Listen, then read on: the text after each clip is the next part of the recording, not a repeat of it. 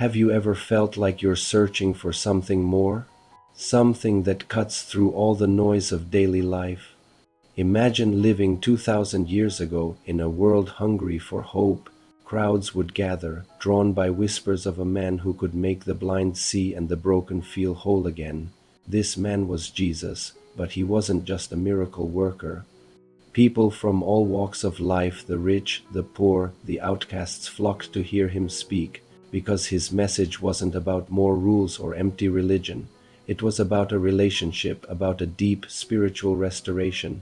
He spoke of a kingdom of heaven, and it wasn't what anyone expected. One evening, by a crackling fire, his disciple Peter asked the question on everyone's mind, "Master, you speak of a kingdom, but where is it? When will it come?" Jesus looked at the flames and said softly, "My kingdom is not of this world. It doesn't come with banners or crowns. It begins here," and he placed a hand over his heart, "within you." Think about that. His disciples were expecting a revolution, freedom from Roman rule, a new king on a throne, but Jesus was introducing something far more powerful, a revolution of the heart. Later, by the shore of the Sea of Galilee, he began to teach in parables, simple stories with profound, eternal truths. He said, "The kingdom of heaven is like a tiny mustard seed.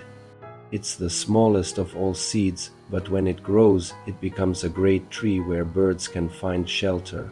The crowd was captivated. How could something so small become so great?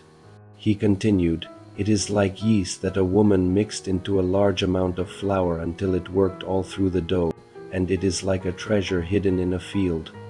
When a man found it, he hid it again, and then in his joy went and sold all he had to buy that field." Each story was a key, unlocking a new way of seeing the world. Jesus was showing them that God's kingdom doesn't start with grand gestures.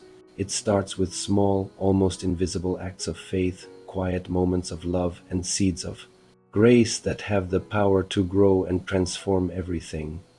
As he was teaching, a storm suddenly swept across the lake. Dark clouds rolled in, and fierce winds whipped the water into a frenzy. The disciples, many of them experienced fishermen, scrambled into their boat, but the waves grew higher, crashing over the sides. They were terrified in the back of the boat, exhausted from a long day. Jesus was asleep. In a panic, they shook him awake, shouting, "Lord, save us! We are going to drown." Jesus awoke, stood up, and looked out at the raging sea. He spoke just one word, "Peace." Instantly, the storm fell silent. The waves calmed, the wind died down, and the only sound was the gentle dripping of rain from the sails. He turned to his disciples and asked, "Why are you so afraid? Do you still have so little faith?" They were left in stunned silence. Even the wind and the waves obeyed him. In that moment, it began to sink in. This was no ordinary teacher. This was the one who commanded creation with the same authority that once said, "Let there be light." News of his power spread like wildfire. People came from every direction, bringing their sick, their lame, their broken, and he healed them all. He touched those society had labeled untouchable. He loved the unlovable, and he offered forgiveness to the unforgivable. But Jesus saw a deeper sickness, one that plagued the soul, pride, greed, and the fear that holds us all captive. He began to heal that too. He taught, "Blessed are those who hunger and thirst for righteousness, for they will be filled."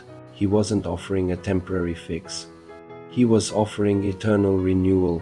One quiet night, as they sat around the campfire again, the disciple John whispered, "Rabbi, why did you choose us? We're just ordinary men." Jesus smiled, looking at each of them, fishermen, tax collectors, simple men with an extraordinary calling. "Because you were willing to follow," he said.